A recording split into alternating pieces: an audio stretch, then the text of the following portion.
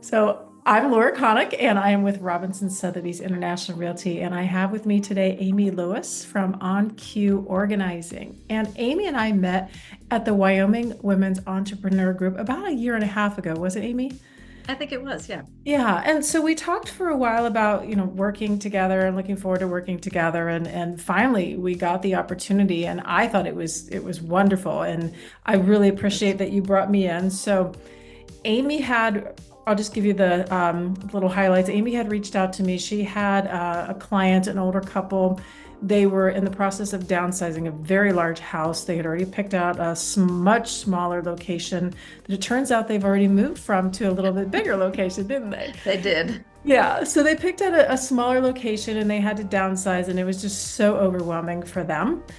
And Amy brought me in as the realtor, and I walked in the house and I was overwhelmed, and I've moved a lot. So Amy, why don't you walk us through because I know what I did after, and I honestly think I had the easy part. So why don't you walk everybody through what you did to get them ready so that I could sell the house? Absolutely. So, what we do at OnQ Organizing is we're a concierge-based service, meaning we can do everything full service from the very beginning, getting them walking in the door, like Laura said, walking in and looking around, going, "Oh my goodness, how is this going to happen?"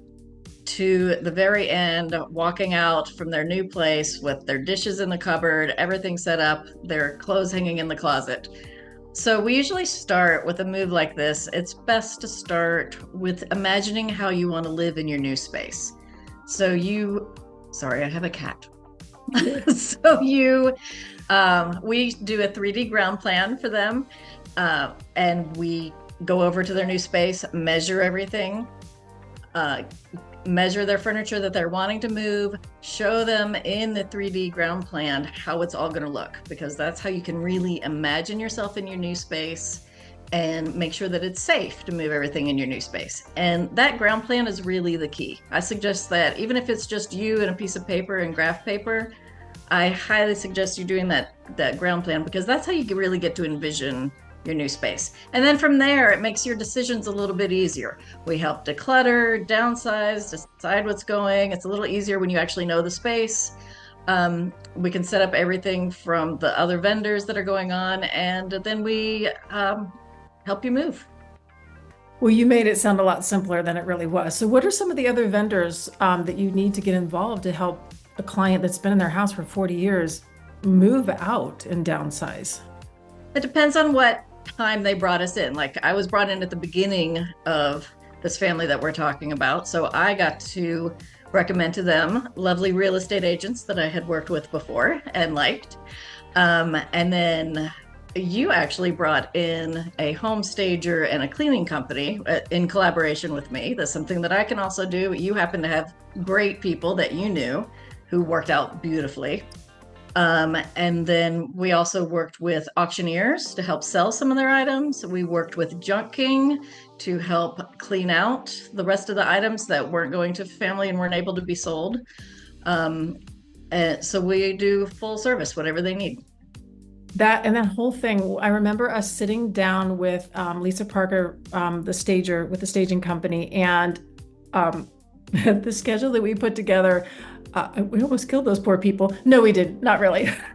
I think they thought so at the towards the end, and he was like, "Why are we doing this so quickly?" I was like, "Sir, you wanted this to happen so Yes, it's quickly, because I but you're told in him charge." January. Yeah. Yeah, I said January. He's like, "Oh, that's too far away." I'm like, "Okay." So we Okay. sat down and you had everything mapped out. You're going to be out on this date, and I'm going to have your kids are going to come through on this date, and then the auctioneer is going to come through, and then Junk King is going to come through, and then I just came in right behind you. Actually, I think we got the handyman in while you Oh, were the doing all of handyman. that. That's right. Yes, and then the painter for the outside, and we ended up having to need an exterminator. That was a Hmm. surprise for some little furry creatures that had made a home, and the cleaner, and then the stager, and the photographer. But honestly, it is funny because I know you said I don't really. You thought my job was hard. I thought your job was hard. So I guess between the two of us, we were a really good team. But we mapped that out, and it was amazing. And I still talk about that when I talk to people about moving. Like this is going to feel big, But we have a crew that we have. I think we called ourselves the dream team. We had a crew that Right. had really, we had put together. I mentioned the word downsizing. That's something we've done a few times, and it sounds easier than it is. So, what do you do to help people downsize? Yeah, it does sound easier than it is. It's really it's emotionally difficult, and it is for some people it's physically difficult. If you are getting on in age and you just don't have the endurance to do it. Sometimes I feel like I don't have the endurance to do it of my own house. And more than not is the emotional aspect of downsizing. So what we do is we work with the clients to go through, and it can be as simple as holding up each piece of clothing and saying, are you sure this fits? Do you really want to use it? Kind of talking them through the thing. We're pointing out that this doesn't look like it's been worn in 10 years. It's still in the dry cleaner bag and it says 19 something on it, right? Perhaps it's time to let it go, right? And sometimes just the fact that it's not a family member telling them that, and also that the client's always in control, so they get to make the decision. I tell them I don't care what they're taking to the house. They can take 500 pairs of shoes and one pair of pants. If that's how you want to live your life, that's how you live your life. More power to you. It just has to fit, in this. In the So we space you talk, have. yeah, we talk very specifically about their goal, what their goals are, and then I am just there to help prod them and remind them of their goals, right? So it's really important. In case you can't tell from the beginning, I'm all about seeing what your end is, knowing what your goal is, and then just having people there to help you on the way to your goal, whether it's me, whether it's a trusted friend who will be honest with you, whether it's another family member that you can tolerate giving you brutal honesty, or just to hold your hand as you cry that you have to give up some things away. Sometimes it's just easier to have another person there. We we tend to find a house and go, oh, this is going to be great. Let's move in. And I very specifically remember this beautiful armoire. We had two. The smaller of the two, the movers tried to move it, not this place, but a few places ago, tried to get it up the stairs and it wouldn't fit because it was an older home. And that was the smaller of the two armoires. So that means the Oh bigger one couldn't no. even come off the truck. So, Oh. so somebody like you that had actually, when you said you mapped out a plan, I thought, oh, what a novel idea. That's something maybe we should do instead of going, oh, this is cute. Let's move here. So, Right. so one of the things that a buzzword that we use in the real estate industry is the word decluttering. And it's so, and I try to use very like generic suggestions, and the most specific suggestion I ever get to is imagine that you're an Ohio State Buckeye fan and you're walking into a house that has all Michigan stuff. Do you have a visceral reaction? So I try to use it that way because there's a whole lot of things people look at and go, oh my gosh, they have a statue of Mary, and somebody else, not feel the same. So, maybe that wasn't a great example, but different people have different things that they live in their lives. So to that vein, how do you help people get started on decluttering? So just one baby step at a time, one drawer at a time. You have to build your decluttering muscle up a little bit. It's like, you don't go to the gym and then come out all bulky, the next day. You don't look like Like the Hulk Arnold. after going to the gym for 30 minutes, right? Yeah, yeah. So you have to, and anything, you don't sit down and play Mozart after only taking, looking at your piano and not even trying it before. So like anything else, it's something that takes practice. You have to build up your decluttering muscle. You have to build up your decluttering emotional muscle. And you just do that one little drawer at a time, just getting through it. And then suddenly you're like, oh, I did my junk drawer. Just throw everything out. I feel powerful. My junk drawer is clean. And then you feel like, well, maybe I can tackle that hall closet, or sometimes even just by a timer, just looking in your living room and saying, 15 minutes, I'm just going to go around and pick up all the junk mail and the shoes and things like that, and things that we're really not using. I'm not going to throw it into a closet. I am going to take it to my donation place of choice. And the sentimental things are the hardest. Yes. Start with your Tupperware that don't have lids. Or feelings or emotions. Right. Yeah. Yeah, exactly. Some people's Tupperware does, though, and that Tupperware has been handed, that it was your mom's Tupperware, and there's a whole different thing about a scarcity mindset that can go there. But start with an area where you don't have emotional ties, that you feel like this is, Like maybe the junk drawer. Yes, Yes. junk drawer, lawn equipment, whatever it is. Now, if you truly even have emotional ties to your junk drawer, there's a little work you need to do before you come to see somebody to help you declutter. And I say that in the kindest way possible. My business saying is, we honor the past, but we organize for the future. I like that. Yeah, so you don't have to throw out everything. You don't want to live in a sterile environment. Your environment should reflect you and make you happy and tell your story and pass on your legacy. And maybe that is Tupperware containers. Again, I don't judge. But when it feels more like a burden than a joy, then you need to figure out why and how you can release it. That reminds me when you said, so when my mom passed away in 2014, and she collected cows, and I don't know why. We did not grow up on a farm. But it was a thing. It was a thing. So I went with my aunt and my brother, and we're cleaning out our house, and my aunt's like, do you want this little cow thing? I'm like, no, I'm good. Do you want this? No. Well, then I come across these 2 serving bowls, and they're white with black, like Jersey cow, imprints, and the feet on them are udder nipples. And I said, those are mine. So I took those and I brought them home, and my husband's like, you kept those? I'm like, oh yeah, we're keeping these. We'll take these to parties. And I did. Because it makes you happy. Yeah, right? It was and I bet fun. every time you pull it out, it makes you happy. And you think of your mom. Right? Yeah. Because I kind of appreciated her sense of humor more than her decorating style. That's a great way to say that. And that is something to appreciate. Yes. So that kind of segues us into a question like, so especially when your kids move out and then you downsize, how do you get them to take their things? So the first thing you have to remember is the kids may want your stuff, but not the stuff you think they want. And hello. you downsizing. Right. You need to give them space to be adults. Number one, right? The respect to be adults and know what they want for their own house. Now, for me, I have a 22-year-old. I don't feel like he is an adult yet, nor does he know what he wants in his house. So it's very tempting to hold on to things, right?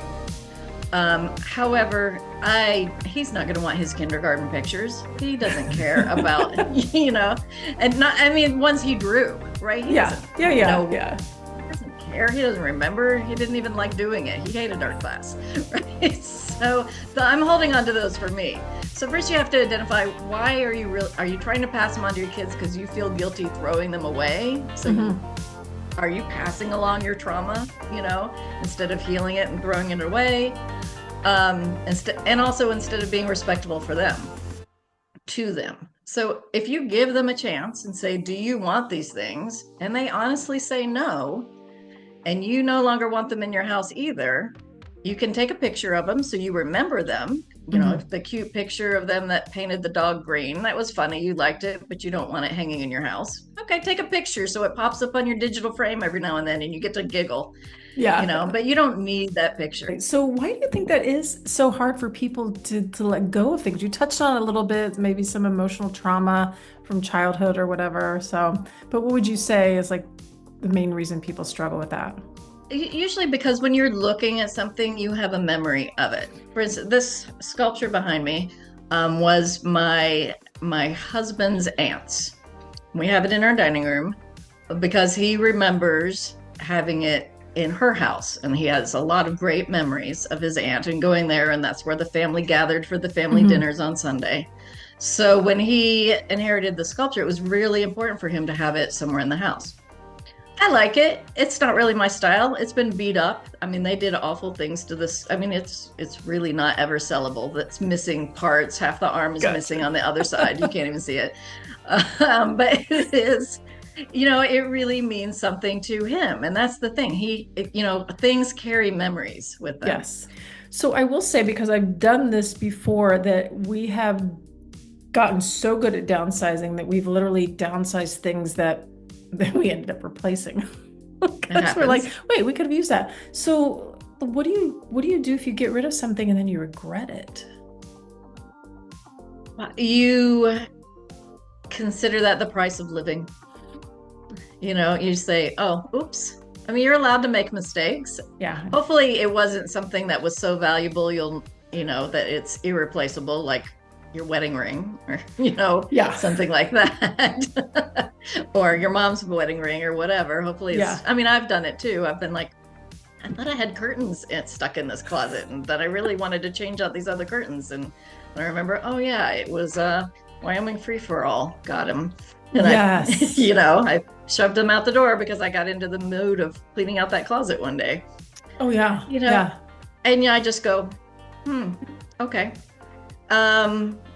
Luckily, you're usually blessed to be able to say, oh, my mistake, and go out and buy new curtains.